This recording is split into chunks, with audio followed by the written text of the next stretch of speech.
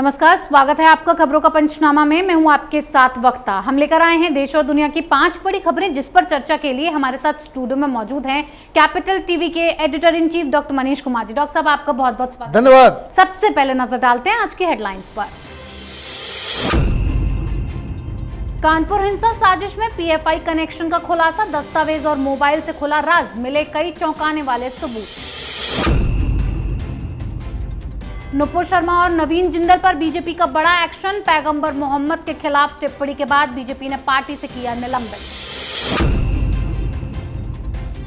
Target killing पर केजरीवाल का मोदी सरकार पर वार, जंतर मंतर पर प्रदर्शन, शिवसेना ने भी मोदी सरकार को घेरा। हेमंत बिश्वा शर्मा और मनीष सिसोदिया आमने सामने, शर्मा का पलटवार, सिसोदिया के झूठे दावों पर मानहानि का केस करने की कही बात। पाकिस्तान में इमरान खान की जान को खतरा, हाई अलर्ट पर सुरक्षा एजेंसियां, इस्लामाबाद में धारा 144 लागू।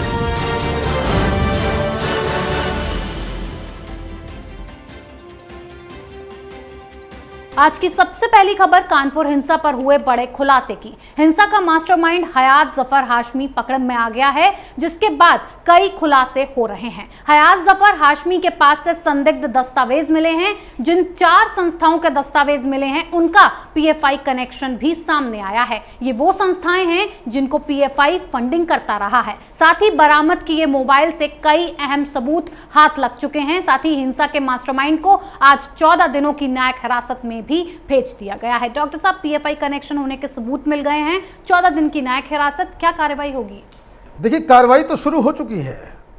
ये तमाम लोग जिस हिसाब से आज वो कोर्ट में दाखिल हुए, लग रहा था कि पुलिस ने अच्छा इनकी खातिरदारी की है। चल नहीं पा रहे थे ये, और यूपी पुलिस अगर ठान ले कि मुजरिमों से सच्चाई उगलवानी है तो उगलना तो पड़ता ही है। और इन लोगों ने बहुत सारी चीज़ें उगल दी हैं, जैसे दस्तावेज के मुताबिक कि जो कानपुर में जो गतिविधि चल रही है जी, इसमें 4 ऑर्गेनाइजेशन के नाम आए हैं। AIIC, RIF, SDPI, ये पॉलिटिकल पार्टी है पीएफआई की, और कैंपस फ्रंट ऑफ इंडिया को किस तरह से फंडिंग की जानी है, क्या करना है, कहाँ से आना है, पैसा किधर देना है, इसके सारे कच्चे चिट्ठे जो है वो मिल गए। दूसरा, सबसे जो हैरान करने वाला है कि इनके व्हाट्सएप, इनके फ़ोन से जो जानकारियाँ मिली हैं, वो अपने आप में बताता है कि साजिश कितनी गहरी थी जी। ये हाशमी ये तो कह रहा है कि भाई हमने तो विड्रॉ कर लिया था बंद, लेकिन जो इन लोगों का व्हाट्सएप ग्रुप है, जिसमें कानपुर के बहुत नामचीन लोग हैं, उसमें अंदर वो बता रहा है कि कैसे बंद को लागू करवाना है, कैसे हंगामा करना है जी। इसके सारे सबूत उस फोन व्हाट्सएप ग्रुप में, मतलब व्हाट्सएप ग्रुप के अंदर सारी योजना चल रही, और बाहर ये कह रहा है कि हमने बंद को विड्रॉ कर लिया जी। जब खातिरदारी हुई, पूछताछ हुआ, इसने 5 लोगों के नाम लिए। 5 लोगों के नाम सार्वजनिक नहीं किए गए हैं, क्योंकि ये नामचीन लोग हैं, बड़े बड़े लोग हैं। और इसने कहा है कि इस साजिश में, पहले तो इसने कबूल कर लिया कि ये साजिश है, और इस साजिश में ये 5 लोग भी शामिल हैं। अब पुलिस ये कह रही है कि इसका नाम सार्वजनिक नहीं करेंगे। वो इसलिए नहीं करेंगे क्योंकि एक आरोपी ने इन 5 लोगों का नाम लिया है। 5 बड़े बड़े लोग हैं कि इन लोगों के इशारों पे ही सब कुछ हुआ है। अब उनको खंगाला जा रहा है, उनको ट्रेस किया जा रहा है, और जैसे ही पुलिस को ये सबूत मिलेंगे कि भाई ये 5 लोग भी इस साजिश में थे, तो बहुत बड़ा बवाल भी मचेगा। लेकिन ये सारे लोग जो पकड़े गए हैं, इनके खिलाफ गैंगस्टर एक्ट के साथ साथ इनके प्रॉपर्टीज़ को जब्त की जाएगी जी। बुलडोजर चलाया जाएगा। मतलब योगी जी की सरकार, पुलिस दोनों एक्शन में नजर आ रही है। बिल्कुल। जिस बयान के बाद कानपुर में हिंसा भड़क गई थी, उसी बयान के बाद आज बीजेपी ने बड़ा एक्शन लिया है। बीजेपी प्रवक्ता नूपुर शर्मा को पार्टी से 6 साल के लिए निलंबित कर दिया गया है। पैगंबर मोहम्मद पर विवादित टिप्पणी के बाद पार्टी ने उनके खिलाफ ये एक्शन लिया है। नवीन कुमार जिंदल को भी पार्टी की सदस्यता से निलंबित कर दिया गया। नवीन कुमार जिंदल दिल्ली बीजेपी के मीडिया हेड थे और उन्हें निलंबित करने के पीछे का कारण ये रहा कि नूपुर के बयान का समर्थन करते हुए जिंदल ने ट्वीट कर दिया था। डॉक्टर साहब, बीजेपी की ये कार्रवाई कितनी सही है?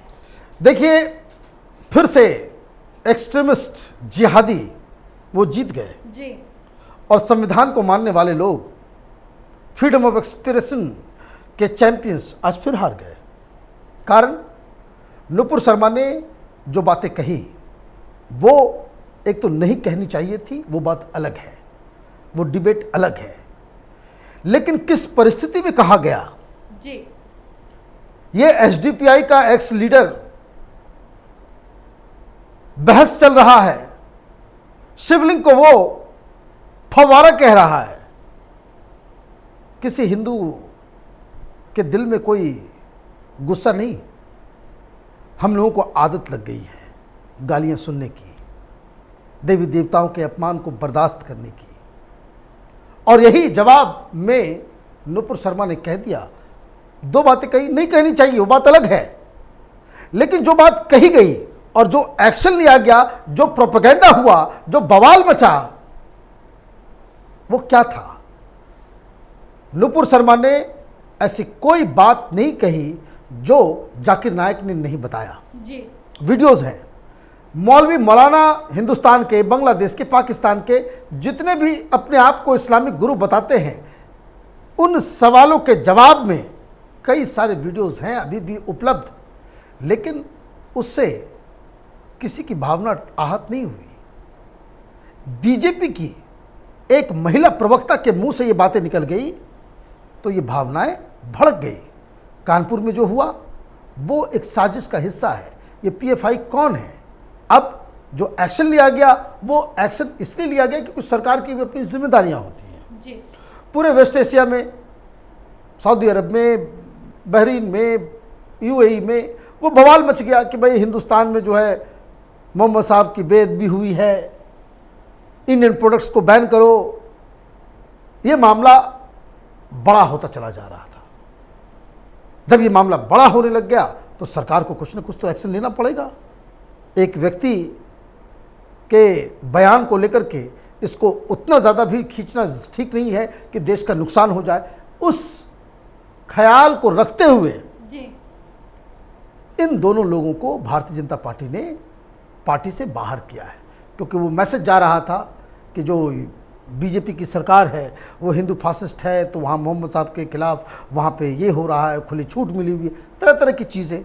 तो उन भावनाओं को समेटने के लिए भी सरकार ने अपनी जिम्मेदारी निभाई है, लेकिन फैसला गलत है। जी डॉक्टर साहब, एक तरफ बीजेपी का बड़ा एक्शन तो वहीं दूसरी तरफ केजरीवाल और शिवसेना लगातार मोदी सरकार को घेरने का मौका नहीं छोड़ते हैं। कश्मीर में हुई टारगेट किलिंग पर केजरीवाल कह रहे हैं कि मीटिंग से कुछ नहीं होगा, एक्शन कब होगा? इतने लोगों के शहीद होने के बाद भी भाजपा सरकार के पास कोई योजना नहीं है, ये सिर्फ मीटिंग करते हैं। टारगेट किलिंग पर केजरीवाल ने जंतर मंतर पर प्रदर्शन करने की बात कही है। साथ ही शिवसेना भी केजरीवाल की भाषा बोल रही है। डॉक्टर साहब, केजरीवाल और शिवसेना मोदी सरकार को क्यों घेरने में लगे रहते हैं? वो एक कहावत है, चोर चोर मोसरे भाई। जब आपके सामने दिक्कतें खड़ी हो जाती तो आप क्या करते हैं? आप उस दिक्कत से बचने की कोशिश करते हैं, डॉज देते हैं। राजनीति में इसको कहते हैं कि आप ध्यान हटाने की कोशिश करते हैं। पंजाब में आम आदमी पार्टी की स्थिति बड़ी खराब है जी। वहाँ पे सिंगर की मौत के बाद बहुत ही अनपॉपुलर हो गई। दूसरा, इनका नेता चहेता सबसे ईमानदार मंत्री, स्वास्थ्य मंत्री, वो जेल चला गया। ये नटवर लाल तो कुछ न कुछ करेगा जी। कैसे चीज़ों को भटकाया जाए, लटकाया जाए, उलझाया जाए। तो कश्मीरी पंडित याद आ गए। ये अपने पापों को धोने की कोशिश कर रहा है। देश की जनता इसके उस अट्टहास को नहीं भूली है जो फिल्म द कश्मीर फाइल के दौरान इसने असेंबली में हिंदुओं कश्मीरी हिंदुओं का जो मजाक इसने उड़ाया था जी। और इसके पार्टी के लोग, तो ये बहुत शातिर, मैं बार बार कहता हूँ, ये राजनीति का नटवर लाल है। कब कहाँ कैसे इसको ट्विस्ट कर देना है कि जनता इसकी गलतियों को भूल जाए, उसमें ये मास्टर है।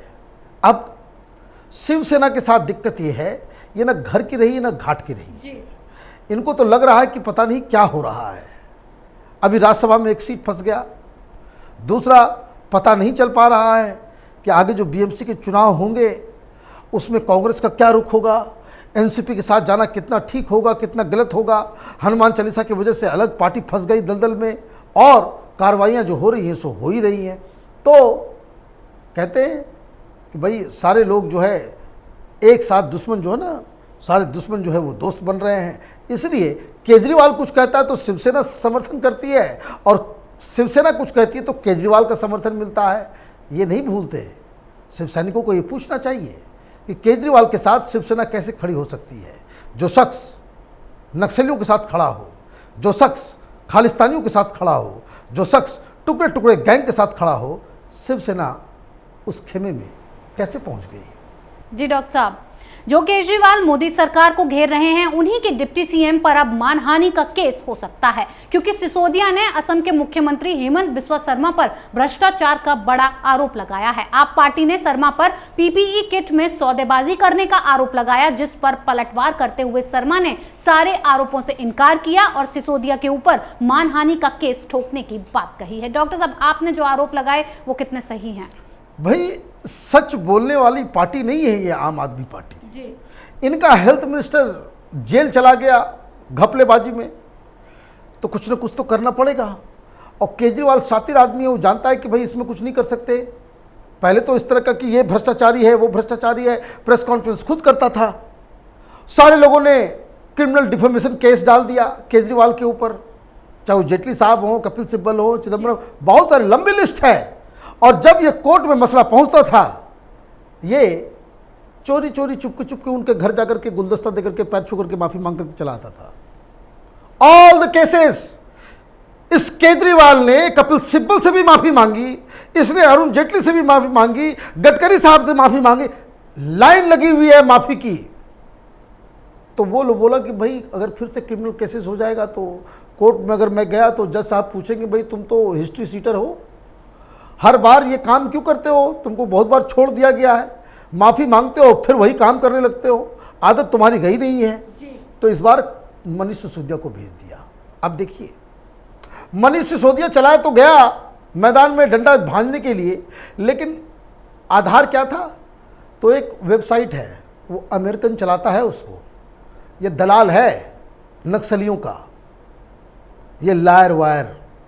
उसमें एक स्टोरी आई स्टोरी आई कि जो पीपी किट का घोटाला हो गया, कि भाई बहुत ही अपनी ही पत्नी की कंपनी को हेमंत बिस्वा शर्मा ने पीपी किट लाने का ठेका दे दिया। और मैं देख रहा हूं उस रिपोर्ट को, मैं पढ़ा तो देखा कि उसमें 10 करोड़ का घोटाला बता दिया। जी। भाई 10 करोड़ का ऑर्डर, 10 करोड़ का पेमेंट, डिफरेंस है। इन बेवकूफ़ों को ये पता नहीं है कि आप तो मुंह उठा करके आपने बात कर दिया, और किस लिए? ये शातिर, आप समझिए कितना बड़ा शातिर है ये लोग। इसने प्रेस कॉन्फ्रेंस कर दिया, मीडिया वाले को पैसे दे रखा है, सबने लाइव भी कर दिया, नाम आपने फ्लोट कर दिया कि ये बेईमान वो बेईमान वो बेईमान। कोई सबूत है? नहीं है। सबूत के नाम पे क्या है? ये कहेगा भाई लायर वायर का जो है आर्टिकल है। 10 करोड़ रुपए का घोटाला, सरकार से पैसे तो पेमेंट हुआ तब तो घोटाला होगा जी। अब जैसे ही प्रेस कॉन्फ्रेंस हुआ तो हेमंत बिस्वा शर्मा, वो तो मनमोहन सिंह है नहीं, उसने वहां से यलगार किया कि भाई अभी तुमको गुवाहाटी हम बुलाते हैं, मनीष सिसोदिया को गुवाहाटी बुलाया जाएगा, वहां पे क्रिमिनल डिफेमेशन केस जो है सोमवार को दायर किया जाएगा। क्यों? क्योंकि सरकार के खजाने से इनकी पत्नी की कंपनी को एक भी रुपया ट्रांसफर नहीं हुआ जी। और जो ऑर्डर दिए गए थे 1500 पीपीई किट, हेमंत बिस्वा शर्मा की पत्नी की कंपनी ने कॉरपोरेट सोशल रिस्पॉन्सिबिलिटी के तहत 500 पीपीई किट मुफ्त में दिए थे। मतलब आप सरकार की मदद भी करो और ये अपनी गंदी राजनीति के तहत मुंह उठा करके चले आएंगे कि भाई इतना बड़ा घोटाला हो गया। तो क्रिमिनल डिफेमेशन केस और नॉर्मल डिफेमेशन केस में फ़र्क क्या है? क्रिमिनल डिफेमेशन केस में जेल जाता है। केजरीवाल जा चुका है। पहली बार जब जेटली साहब का एक और केस था जेटली साहब का, जब इसने कहा गया कि भाई माफ़ी मांगो, बोला इसमें तो पॉलिटिकल, हमने सुना था, जैसे मैं बताया नहीं ये फ्रॉड कितना बड़ा है, हमने सुना था, हमने कहा था, हमें किसी ने जानकारी दी, तब मैंने ये कहा। जज ने कहा भाई सबूत दो। कोर्ट में भाषण थोड़ी चलता है, सबूत चलता है जी। तो उसने नहीं माना तो बोले मैं माफ़ी मांग लो। बोला माफ़ी भी नहीं मांगी तो तिहाड़ भेज दिया गया था। केजरीवाल जा चुका है इसमें, इस तरह के केसेस में।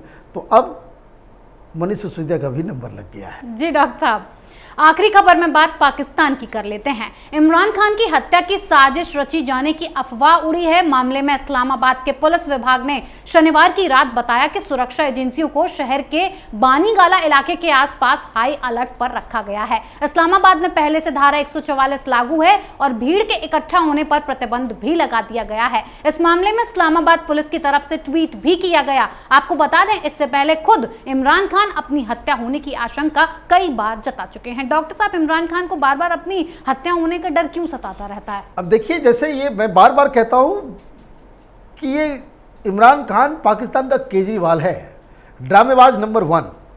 जैसे किसने कहा कि भाई मनीष सिसोदिया जो है वो गिरफ्तार होने वाला है। अब गिरफ्तार होगा क्योंकि उसने गलत आरोप लगाए तो गिरफ्तारी होगी। तो ये जो है वो पहले से ही हल्ला करना चालू कर दो जी कि भाई हमें भी गिरफ्तार कर लो। जैसे अभी सदन जैन गया, किस तरह से वो बौखला करके चिल्ला रहा था, बिलबिलाया हुआ था कि एक एक करके क्यों पकड़ रहे हो, एक साथ हमारे सारे एमएलएस को जो है जेल के अंदर डाल दो, तो ये कर दो वो कर दो। यही हाल यहाँ पे इमरान खान का है। इमरान खान ने ये हल्ला कर दिया कि भाई देखिए देश टूटने वाला है, बवाल हो गया। फिर उसके बाद अगले दिन उसने सवेरे उठना है तो एक नई थ्योरी देनी है। ये दिक्कत है, ये अफवाह, जितने जो नटवर लाल किस्म के राजनेता होते हैं वो सवेरे सवेरे माने उठते हैं तो उनका पहला काम होता है कि आज क्या झूठ फैलाना है, आज क्या बवाल क्रिएट करना है, आधारहीन बातें अफवाह फैलाने का धंधा। तो उन्होंने हल्ला कर दिया कल कि मुझे मारने की साजिश हो रही है। और यही आप ये समझिए, कभी कभी ज़्यादा होशियार लोग जो है ना ज़्यादा बड़े गड्ढे में गिरते हैं। उनको लगता है वो उससे निकल जाएंगे लेकिन उसमें फंस जाते हैं। अब हुआ ये कि भाई जान को खतरा है, तो पुलिस ने और आर्मी ने कहा कि अच्छा जान को खतरा है, तुम तो एक्स प्राइम मिनिस्टर हो, तुम्हारी जान को हम बचाएंगे जी। पुलिस वाले पहुंच गए बानीगाला में भीड़। अब वहाँ पे कोई आदमी जाएगा, कौन है नहीं है, सारी तहकीकात मैंने खुद अपने ऊपर ही मैं आपको बता दूं, बहुत सारे लीडर्स उनको खतरा वाकई में होता है फिर भी वो सिक्योरिटी नहीं लेते जी। क्यों नहीं लेते? कौन आ रहा है, कौन जा रहा है, किससे बात हुई, किससे मिल रहे हैं। आपका जो प्राइवेट लाइफ भी है वो भी सिक्योरिटी वाले जान जाते हैं। और सिक्योरिटी वाले होते कौन है? वो इंटेलिजेंस डिपार्टमेंट को सारी जानकारियां देते हैं जी। कि 9 बजे आज यहाँ थे, 10 बजे वहाँ थे, इतना बजे खाना खाया, इतना बजे क्या। अब उसमें दिक्कत ये हो जाती है कि ये इमरान खान उसने तो बवाल क्रिएट करवा दिया। अब इस बात को लेकर के पछता रहा है क्योंकि 144 लगा दिया गया। भाई जान को खतरा है, आपकी जान बहुत ही कीमती है, तो आप जुलूस में भी नहीं जा पाओगे जी। आप कहीं नहीं जा पाओगे। तो ये कभी कभी ज़्यादा चतुराई जो है इंसान के गले की मुसीबत बन जाती है। वही हाल इमरान खान का हो। जी डॉक्टर साहब, बहुत बहुत धन्यवाद इतनी जानकारी। धन्यवाद। खबरों का पंचनामा में आज के लिए इतना ही। देश विदेश की बाकी खबरों और उनके सटीक एनालिसिस के लिए देखते रहिए कैपिटल टीवी। हमें लाइक कीजिए, शेयर कीजिए और कैपिटल टीवी को सब्सक्राइब कीजिए। नमस्कार।